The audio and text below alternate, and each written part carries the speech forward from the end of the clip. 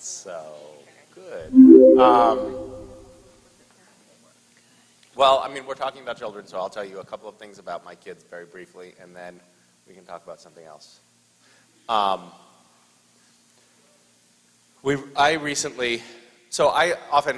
Last night I was shooting Supernatural. I just started 6 sentences before finishing one of them.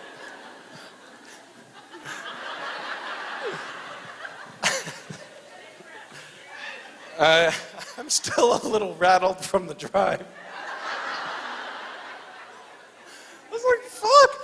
We went over like this overpass. We're on the highway. We go over this overpass in like a few seconds before we go, and he's like, we're gonna hit a bump. I was like, we're on the highway. Like, if going over an overpass is gonna make me hit my head on the ceiling, we're going too fast.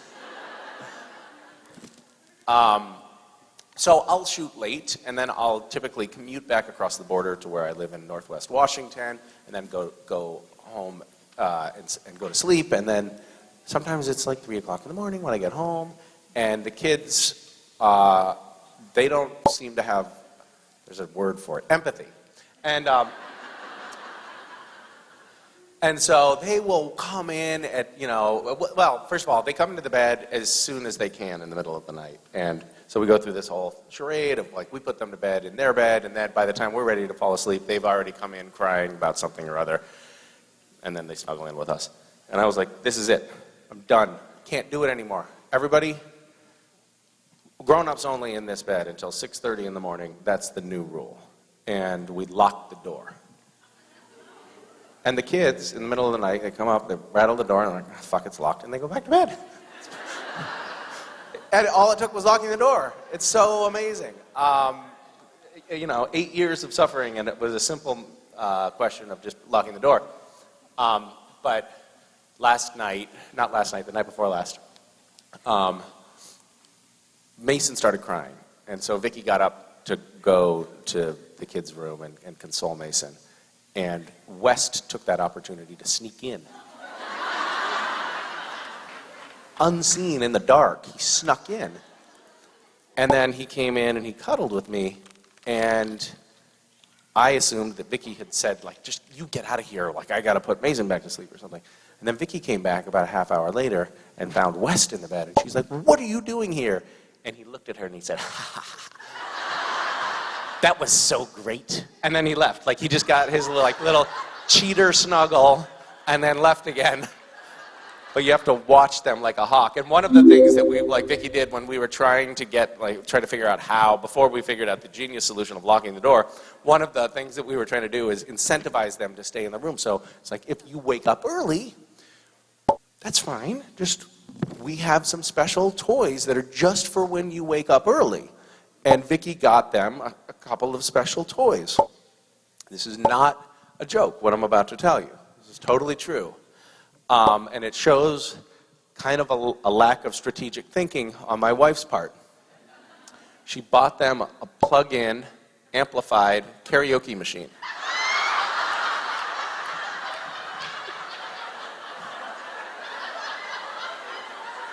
For if they wake up early and don't want to disturb us.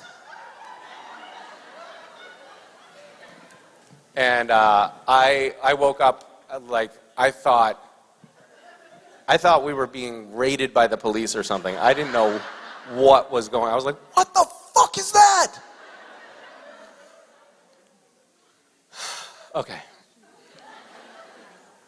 Okay, so a couple more things that are just popping into my head.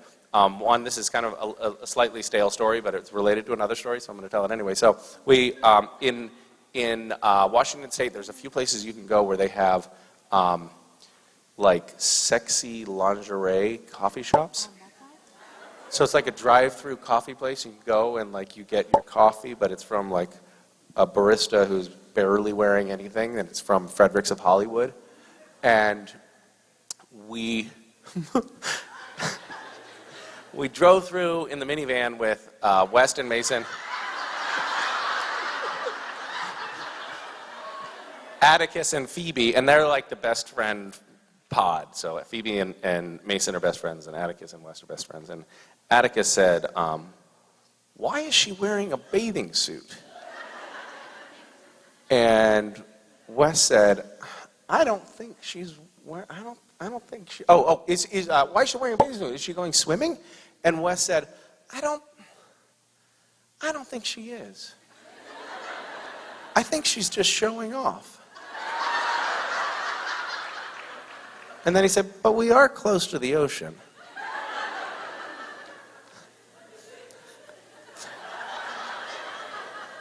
And Phoebe, Mason's best friend, the other day, we went skiing with all the kids. And we were trudging a really long way because I had misread the map. And we were walking, and it was quite cold out. And I said, let's go across the parking lot like this. It's a shortcut. We walked a little bit longer, and Phoebe said, I don't think this is a shortcut.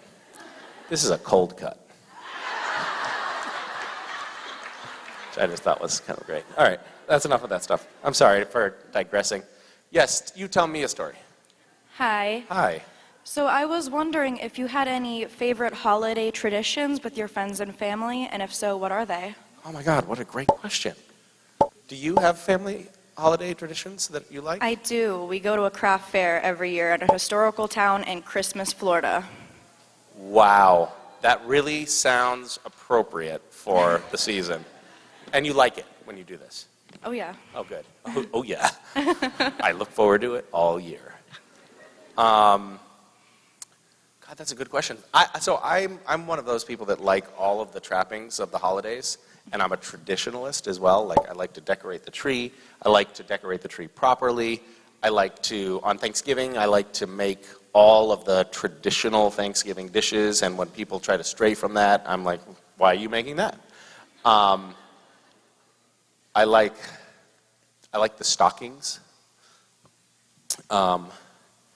My kids are just at that point where they're starting to, well, my son is just at that point where he's starting to wonder.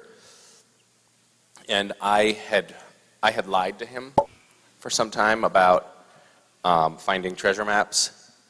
And eventually he kind of put it all together, because it seemed like the only time that him and his friends would ever find treasure was when I was with them. And he's like, that seems just a little suspicious, Dad. And also, you also seem to know when we're not going to find treasure. Because I'll be like, I just don't think there's any treasure over there, guys. And I'd gotten kind of lazy. And so we have this tradition in the house where we hide an advent calendar, and the elves hide the advent calendar. Kids, you're not watching on stage yet, are you? So the elves hide an advent calendar every night when the kids are sleeping, and then they find it and they open it up, and it's like really great. And sometimes the elves write notes explaining why they forgot the night before to leave it. And they kind of believe it. Like, one day I came home and I found West, he had a hammer, and he had broken a good sort of child's head size hole in the drywall. And I was like, West, what are you doing? And he's like, I'm looking for the elves. Because I told him the elves live in the walls. And I, at that point, had to do a 180 and be like, all right, well, let me know what you find.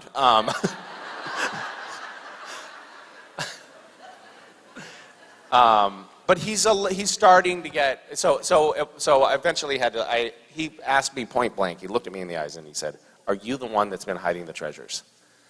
And I said, why would you say that? And then he said, basically it's because it's obvious that it's you hiding the treasures. And I said, okay, yes it is. And he was like, well, Dad, you're really good at that. I'm not going to tell my friends.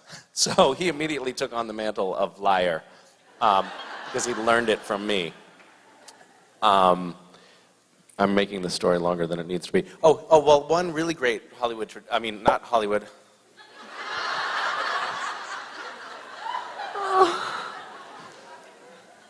I was up shooting late, I'm sorry. Okay, holiday tradition that I really loved as a kid was something my grandfather did. And my grandfather he was very energetic and very pragmatic and not at all sentimental. And I always loved those qualities about him. And one of the things that he pointed out was that Santa Claus was traveling around the world. He had this incredible sleigh that was filled with all of the toys for all of the children in the entire world. And he reasoned that, yeah, it's great, we can wait for him, be patient, see what he might parse out to us, what little morsels he might scatter in our direction. Or, at the base of the fireplace, we could put milk and cookies in the middle of a giant bear trap.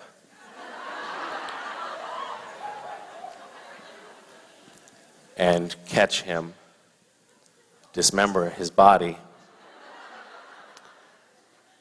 and hide the remains, and then take all the toys for ourselves. And he started doing that around the time I was 5.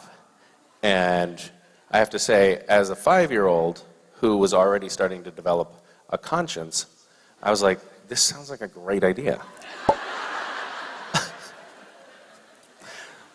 And every year, the milk and cookies would be gone, and there'd be this little piece of red fabric stuck in the closed claws. Like somehow he always got away. But that was a really nice tradition that I thought was sweet in our family.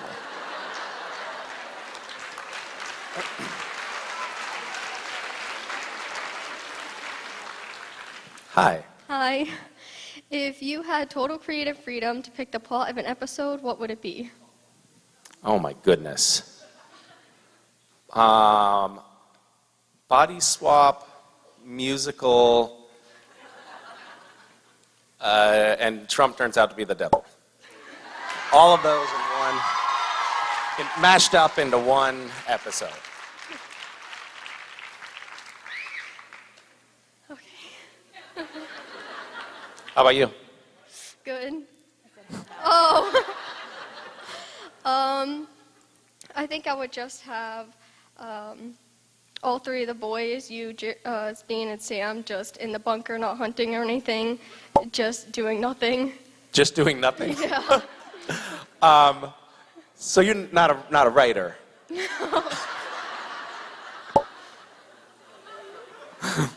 I love the idea of like you coming into the Warner Brothers president's suite and being like, listen, I've got to pitch you a story. I want to pitch you this idea. Think you're going to be crazy. 3 guys in a windowless bunker. They don't do anything. It's never been done before. I wonder what the ratings would be on that. I mean, that could be a real game changer in terms of production costs. You know, just set up a GoPro and have us sit on the couch and watch old episodes of Supernatural. Or porn, right? Good point. We could watch whatever. Thank you. And speaking of which, my next guest, hi. Hi, How are you? good. So far, my favorite episode of Supernatural has been Scooby Natural. Ah, yes, that's such a great episode. Did you watch the other ones too? A little bit. Yeah, don't watch those other ones. They're too scary. But Scooby Natural is pretty good. Scooby Natural is actually Scooby Natural is the only episode that I've let my kids watch, and and I didn't even let them watch the whole thing because there's some pretty gruesome stuff even in that episode. But they seemed to like it. They didn't understand what was going on, but.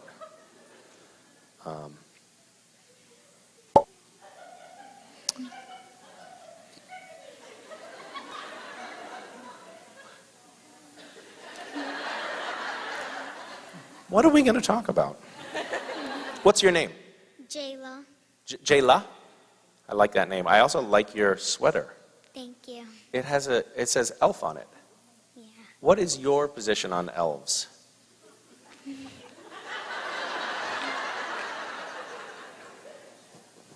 Pro elf? Yeah. Yeah. We figured out in our house the other day that so we have this advent calendar that the elves who live in the walls hide.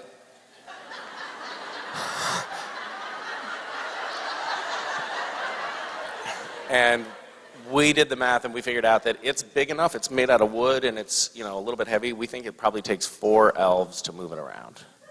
How big do you think an elf is? I don't know. It's hard to say. Yeah. Do you have a question or just that comment? Yeah. How is the experience of being a voice of a cartoon in Scooby Natural?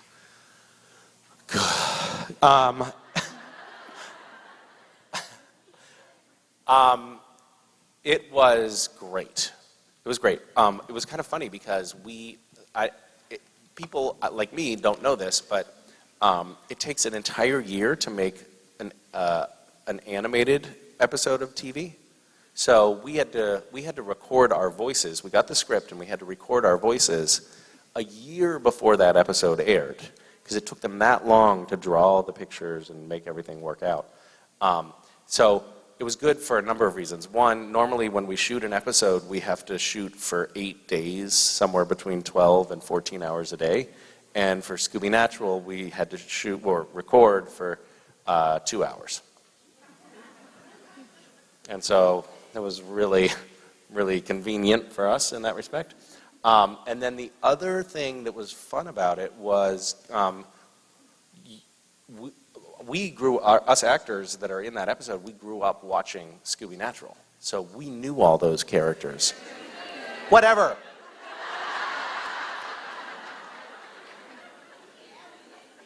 Oh my God, so nitpicky. I'm tired. Cut me a little slack. We grew up watching Scooby-Doo, so we know all of those characters and those voices, and so for us to get to see ourselves mixed in with that was just super, super cool. And when that episode was just about to come out, they did a special screening on a huge movie theater screen in the same theater where they host the Oscars, which is kind of a big deal if you're an actor. I'm sort of hopeful this year that I'll get a nod from the Oscars. But it was just really cool to be in that theater and watching it on the big screen with a big audience.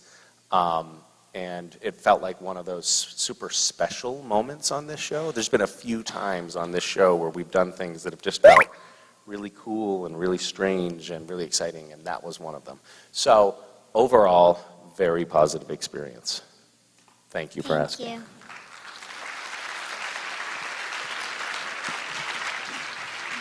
I had a conversation with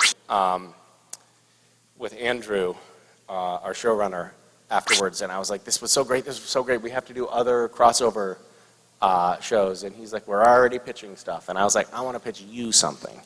What about if we did a crossover Supernatural and Real Housewives of Beverly Hills?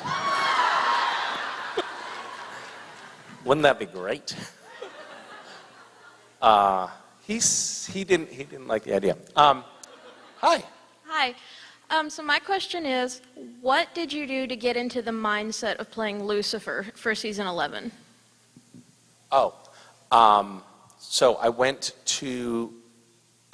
back and watched a lot of what Mark Pellegrino had done, and then the morning before I started shooting for that character, I actually went over to his Airbnb in Vancouver, where he was staying, and him and his wife helped me go through the scenes from that episode, and I cheated, basically. Yeah, it was fun though. It's not something that I've ever done before. Like, how would you do this? And then he would show me, I would do something like this, and I thought, okay, got it.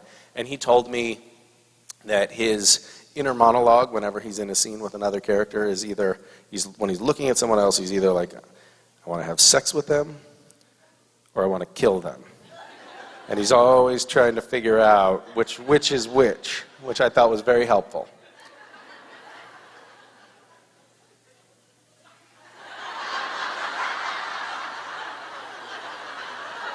Makes you think, doesn't it? Thank you. Hi. Hi. From a lot of your interviews and everything, you say that you're an occasional knitter, and I wanted to know if you had finished or have started any projects recently. I have. I've started. I have not finished. I was just noticing yesterday, my kids are getting into finger knitting, which I didn't even know was a thing, but they like wrap yarn around their fingers and use that as a way to knit. What they produce is basically just a string,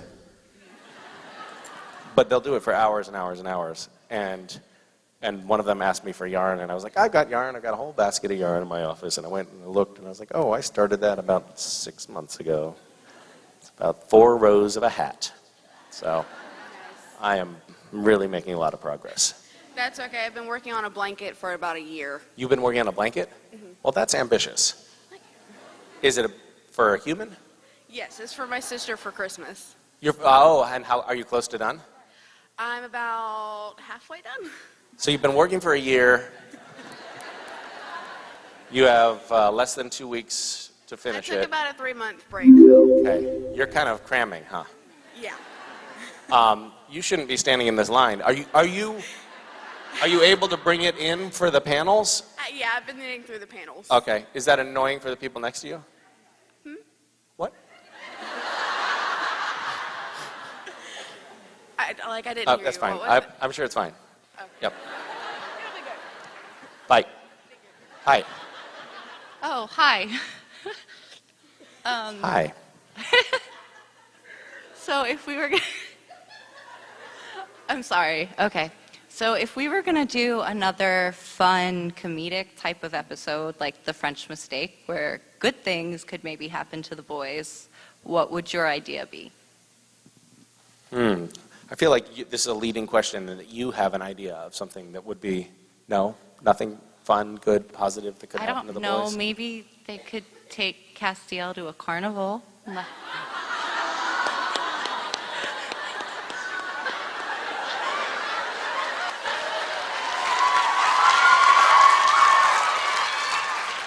I think we've actually generated 2 really good episodic storyline ideas today. Sam, Dean, and Cass do nothing. Sam, Dean, and Cass go to a carnival.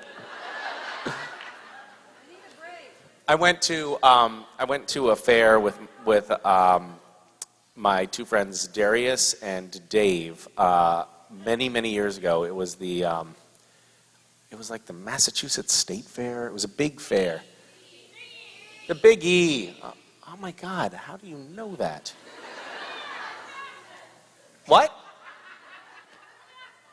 Oh, you're massholes. Okay.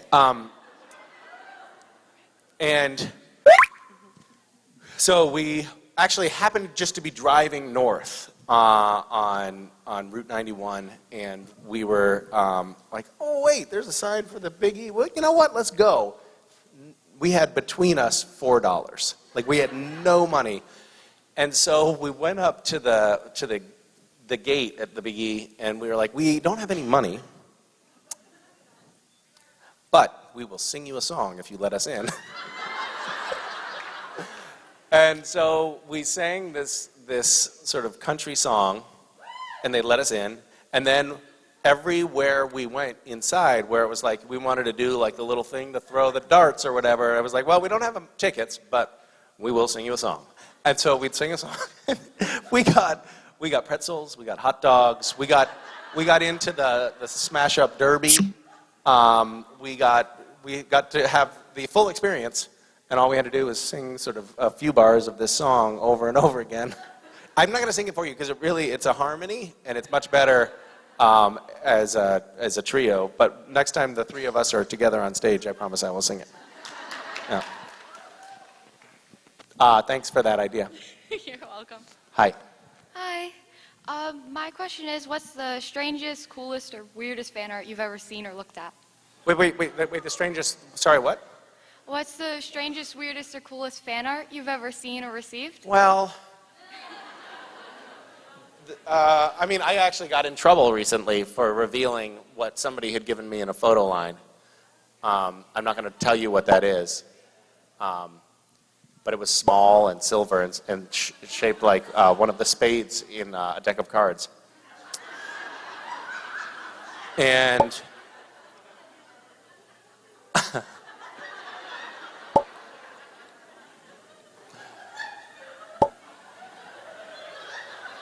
so that was odd.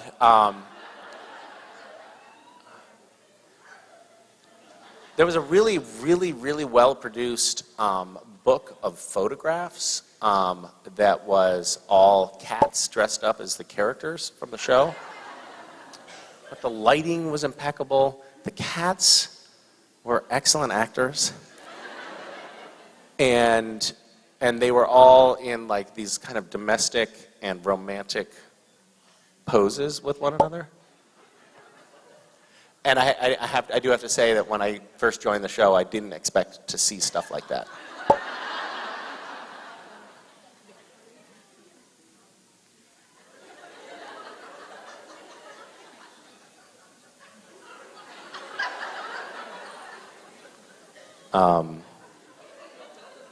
Every once in a while, someone will bring up a drawing or a painting or something of my countenance, my face, and I'll just look like some sort of horrific snaggletooth monster. And I'm like, I drew this for you. Oh my God, that's so low. I love it so much. I know just where I'm going to put this over my bed. Thank you. Have you seen any strange fan art? I have, because I draw, so when I draw portraits, I have to look for... I hope, by the way, that you aren't one of the people that I'm talking about. I feel really terrible. No, but when I draw portraits, I look for reference pictures of other people's work. Uh-huh. So I've seen some strange stuff. Oh, okay. Like what? Some on the R scale and some on like the G scale, so it really just depends. Uh-huh. Yeah. Some on the X scale, Yeah. maybe? Yeah, it's not good. What do you guys think? How many of you guys are still on Tumblr? So, not that many. I mean, I think probably 4 years ago, if I had asked that, half of the room would have raised their hands. But they recently banned adult content. And I can only assume that they're just trying to get the supernatural stuff off them. They could have just said, we're no longer allowing supernatural fan art on the site. Because I think that's what they're going for. But that's right, you guys can start your own website. Okay, good talk. Hi. Hello. First, I want to say thank you for my wife. She went through 2 major heart surgeries this year, and you really inspired her a lot. Oh my goodness. Yeah, and has she made it out the other side? She's in the audience back there, Yes. actually. Congratulations.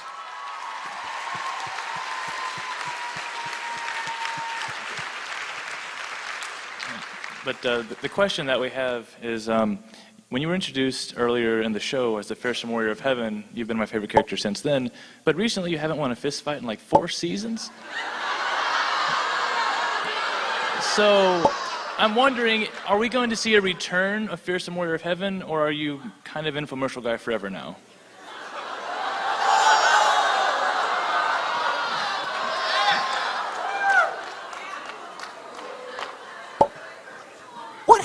What did happen to Cass?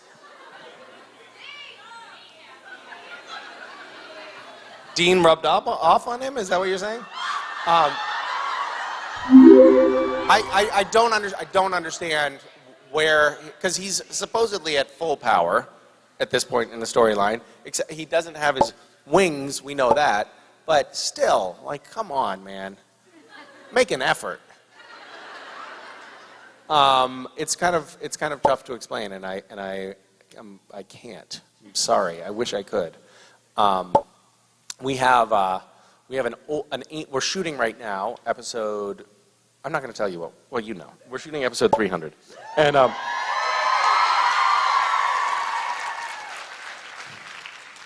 an angel that we knew long ago is being resurrected, and it just reminded me of the journey that Cass has been on and the journey that we've all been on in terms of introducing angels to the show.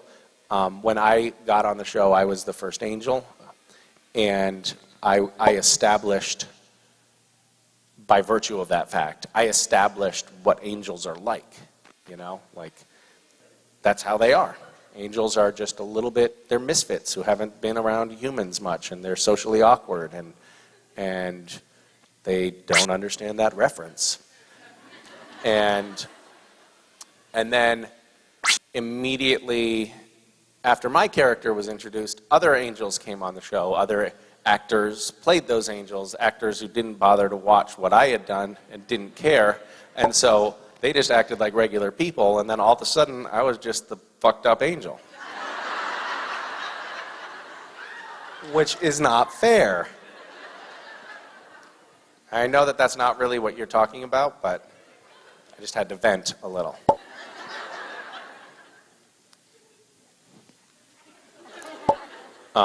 Yeah, I don't know. I don't know why Cass is not a better fighter these days. I think one thing that has been sort of plaguing the show for a long time is that it's not good for the story if Sam and Dean's ally Castiel is like super powerful and can just snap his fingers and win any fight. So for a long time, Cass was getting hobbled in some way or another, like he would lose his grace, or he'd become human, or he'd go crazy, or he'd become Lucifer. Like he went through all of these iterations that made him not a great asset to the boys. And then eventually, I think the writers were like, oh, okay, Cass now is just, I think he's just tired. So he gives up easy now. And that's where we are. Yeah. Thanks for bringing that up. Go sit down. Hi. Hello. I just want to start off by saying that you make an excellent tree topper. Oh, why, thank you very much. You're welcome. Oh, wow. I just saw that in the frame, that moment. Oh, wow. Yeah, all right. My question for you is, what color would you choose to describe your character in earlier seasons, and how do you think it's changed since the beginning? What, sorry, the hell are you What talking color? about? What color would you choose to describe your character in early seasons? Beige, And- blue, black, and white? Like And then red maybe being- later on, slightly darker brown, blue, black, and white? Like yellow being happier, red being angry. Oh, I'm sorry, I don't speak color. Are we supposed to know as like a cultural vocabulary what colors mean? Yes. Yellow is happy? Isn't that urine? What? Where the fuck did this come from? Modern schooling. Is this a Florida thing? Like,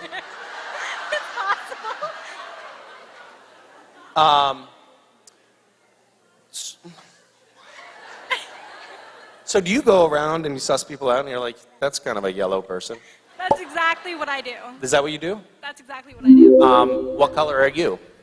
I believe I would be more of an orange because I have mixtures between red and yellow every now and then. Uh-huh. Our president is orange too.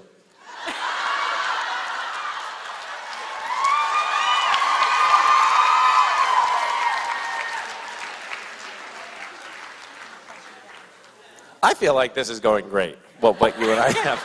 It's going amazing. Okay, so is this, okay, so you're yellow, you're orange because you're yellow and red. And yellow means happy and red means Can be angry, Yeah. mean? It Angry. varies. Okay. I noticed that actually since you got to the microphone you went more from yellow to red. She's like, yeah, it means angry. I get a little passionate when Like speaking. this. How do I fix this? I am also, I should admit, I'm not also a huge fan of the zodiac. You know, when people are like, oh, what's your sign? I'm a leprechaun. I don't know. What's your sign? What's that? What's your sign? What's my sign? I'm Yeah. an Aquarius. Aquarius. I'm an Aquarius. Orange Aquarius. That's interesting. I don't know what it means, but it's interesting. I can ask you a different question. Okay, great.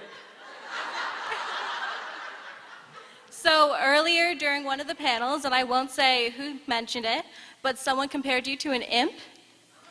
An imp? And I was wondering how. Who? This is making me feel very red. Who? Who said that? And I was just wondering how you think that you do compare to one?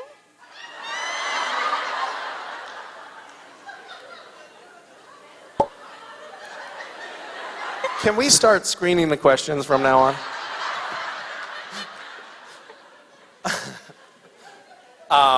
Imp, huh? Imp? So an imp is somebody who kind of like does mischievous things, right? Correct. Is there any other attributes to an imp that I should know about before I answer the question? What? They're tiny. Great.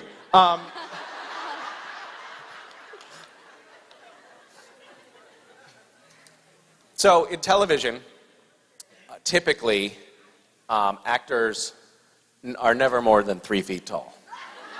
Everyone is tiny on television.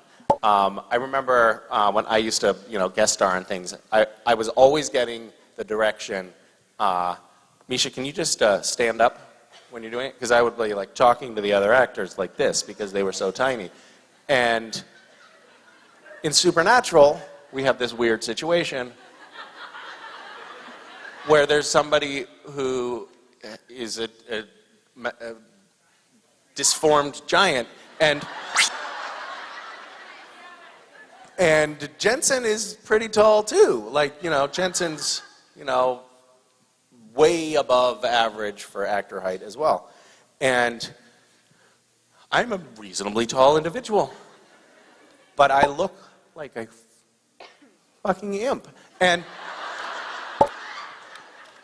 so, oh my God, I wish I had taken a photo of it. I'd show it to you right now. 2 days ago, we were shooting, and we were shooting on the set that it's not the Empty. It was me and Jared. It was not the Empty, but the set was actually the same set as the Empty. So it was just this like blank black space. And Phil Segrisha was directing this scene, because it was an added scene for an earlier episode, and he had this idea of doing what's called, he was like, I want to do a low and wide shot. So you use a wide angle lens and shoot from down low.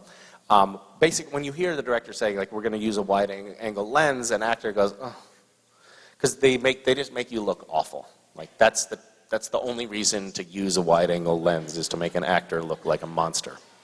And so we shot a few takes, and then somehow, there was a question like, did that work? And so every once in a while, like maybe every 10th take on set, they'll be like, did we get that? Did that work? Let's do playback. And then they play back the video of what we just shot. They played back the video of what we just shot, and I happened to glance at the monitor, and it was like this weird forced perspective thing. For the entire take, I looked like I would fit in Jared's pocket.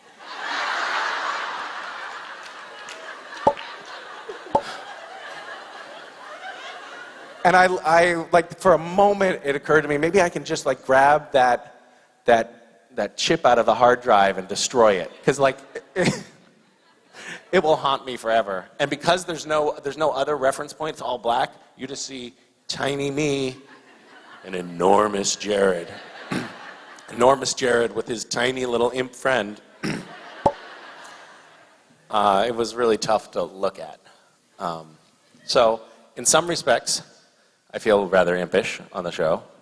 I also like to cause trouble. So maybe that's a factor. Who said this? I'll kill them. I'll cut their legs off.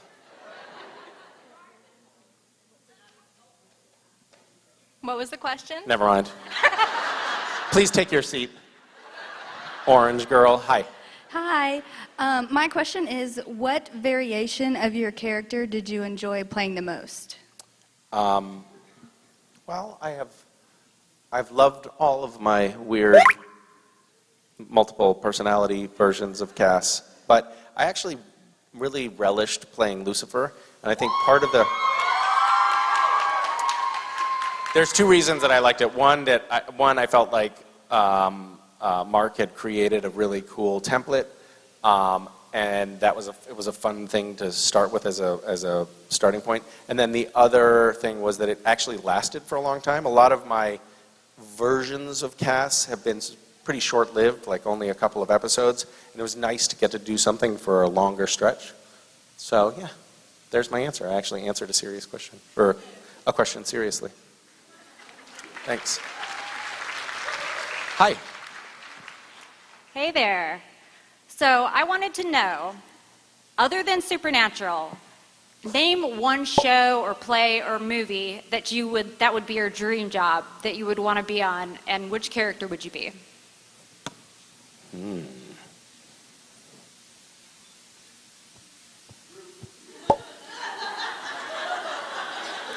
What did you say? Beth and Mike? Oh, Magic Mike?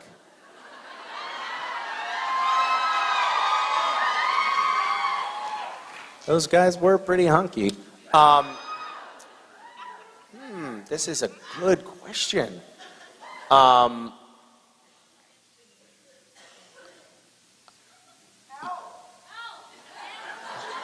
Elf?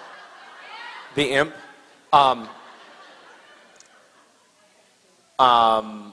To be honest with you, I've actually sort of reflected on this question lately, and I think that I would like to do something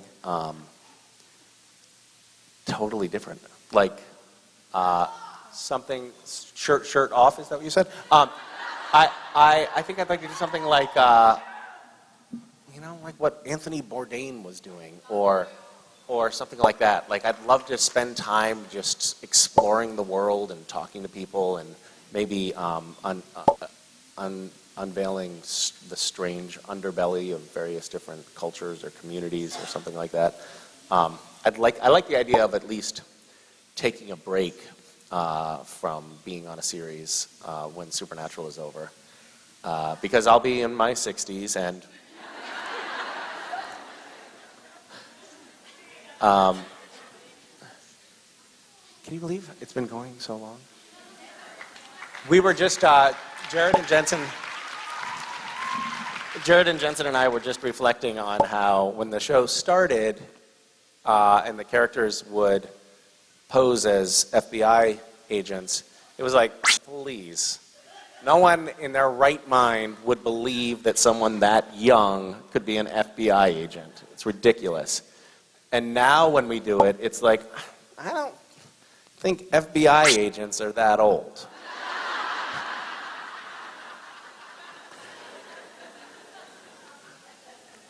Okay, thanks. Hi. Hello. Hi. Sorry. Hi. Hi. My daughter Shannon, who is an aspiring author, would love to get some poetry book recommendations and where she can find your work, as she enjoys what you post on social media. Well, that is a very well-read question. Thank you. Your daughter is an aspiring poet? Yes. Or novelist? Author, okay. too. Hi. Hi. Do you always have your mom speak for you? Oh, she got picked. And you couldn't pretend to be her? No, they can't. Mom, give me your badge and your glasses. There are a lot of poets that I love. I think my favorite poet is still Mary Oliver. I just love her. I've been working on poetry lately, to be honest with you. I've been writing poems. It's a very strange thing to be doing in this day and age, it seems, but I like it and I don't care. So I still am fantasizing about maybe at some point putting them together in something that has pages, which would be called a book. But we'll see. Yeah. And you can find the poems that I have written that are out in the world if you ask your mom to get you the internet. And then you can find it from there. Yeah. Thank you. Thank you. Hi. Hi. My question to you is, if you were to ever get a tattoo, what would it be and why? I would get a tattoo of a salmon. Me too. You too. Yeah, I think pretty much everyone says that. But I have a very specific reason and a very specific story, which is very long, and I'm sorry that you had asked this question, but I was on a long bike ride with my friend Darius, and we've done a few of these rides where it's like multi-day ride, and we were riding around the Olympic Peninsula in Washington State. This was probably 9 years ago, and we'd ridden maybe 90 miles that day, and we were pretty tired, and it was late afternoon, and we came into the town of Forks, Washington, which is where they shot Twilight, or where Twilight was set, maybe? I don't know. Don't care. So, riding through, and it's kind of a rundown town. We went to the one grocery store in town, and we were wandering the aisles, and we decided that we were gonna pitch our tents somewhere a little further down the road that night, and we're gonna have a fire, and we decided, let's get some fish. Let's get some nice fish and cook it on the fire. So we went in, and all the fish they had were like these little sort of gnarled, freeze-dried packets of fish. Everything was frozen. We asked this woman, do you know anywhere in town where we can get fresh fish? Because we're right on the ocean there, basically. It's like there should be fish everywhere. And she said, nope, there's nowhere in town. And then we started wandering around the store and feeling kind of dejected. And then she came up behind us and she's like, I feel really bad. I lied to you. I was just at the food bank, and a fisherman had brought in all these big fillets of fresh salmon. And I don't even eat salmon, and it's in the trunk of my car. I should give it to you. Oh, and we were like, yes, you should. So we went out to the parking lot. We got this beautiful fillet of salmon, and we put it on the back of our bikes. And then we rode on, and we went off the main road and up this mountain, and then we were going down the mountain, got to the peak, and we looked at each other, and we're like, let's race. And so we went as fast as we could down this mountain, and forgot that we had saddlebags on the sides of our bikes, and got too close to each other and hit each other when we were going about 50 miles an hour, and had just this horrific fall. And I remember like rolling and rolling and rolling, and I kept checking and being like, I'm still alive, I'm still alive, I'm still alive. And I sort of peeled myself off the pavement when I finally stopped, and Darius was maybe 50 yards away in a ditch on the side of the road, and I yelled his name, and he wasn't moving, and I went over to him, and he was just covered in blood and not responsive. Finally, he woke up, but he had amnesia, he didn't know where we were, and long story short, this is one other thing that was really amazing. We stood there, we were on this little side road, I stood there and just sort of had my hand on his shoulder for about a half hour before a car came. And this old Lincoln Continental pulled up, and I got in the road in front of the guy and stopped him. And I was like, can you get us to a hospital or something? My friend can't remember what year it is, and he's bleeding badly. And the guy was like, no, sorry guys. I just went to Costco, and he had all this toilet paper in his back seat, and he just drove away. I'm like, what the fuck? So eventually we got to the firehouse and then to the hospital, and we spent the night there. And our fish was left on the side of the road. And we both spent a lot of time sort of processing the experience, and then decided that we had to be more grateful for the things that come into our lives. Like this amazing sort of gift from on high was given to us, and by being careless, we had squandered it. And so that fish came to symbolize something for me, like be grateful and appreciative for the good things that come along in your life, and don't squander them.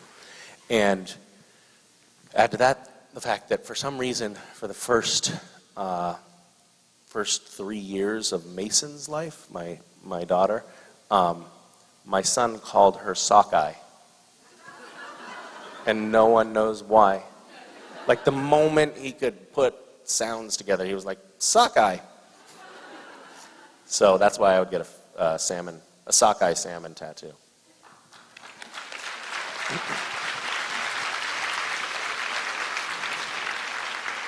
Hi. Hi. I'm another mom who got picked instead of her daughter. Oh. And her question is, what was it like filming the episode The End in season 5 when you were playing a human version of Castiel? Oh, the druggy version of Castiel. That was great. Are you a watcher of Supernatural, or are you just here by coercion? I'm here with her now. She's turning 17, and so she's made me watch 10 episodes. Okay, so Or you don't 10 know seasons, this. sorry. You don't know this episode. Sorry, 10 seasons. Yes, I saw it, but I don't remember it Okay. like she does. There's a scene in this episode where Castiel is sitting around cross-legged with a bunch of attractive young women, and he says to everyone, "Now it's time for everyone to go get washed up for the orgy." Oh my goodness. So your daughter is making you ask a question about that. How do you feel about Wow. that? I feel like she shouldn't have done that, being only 16. Very inappropriate question for you to be asking on behalf of your daughter. I'm sorry. It's all right.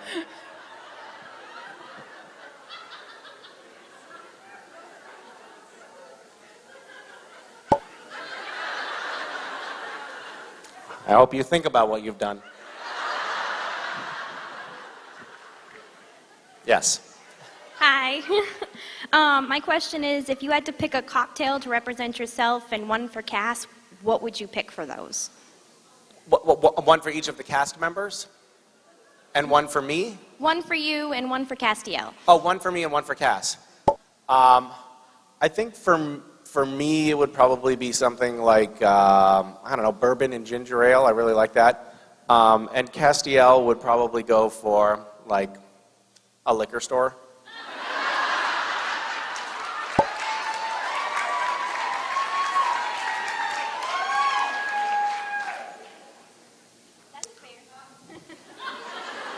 We actually had a drinking scene recently that we shot where Castiel was drinking, and we did a lot of takes where Cass just drains the whole bottle. Oh, actually, it aired. Yeah. So I don't know if anyone remembers, but there was a point at which Cass is drinking straight out of the bottle, and I think maybe 4 times I drained that bottle, and I got to the point like, okay, guys, I actually can't do this anymore because I'm going to throw up. But they didn't really use the Cass draining the bottle bit, so it was all for nothing. I was well hydrated. Okay. Thank you. Thank you. Hi. Hi, Misha. So early on in season 5, we see Cass in a desperate search for God, only to be disappointed. And in season 11,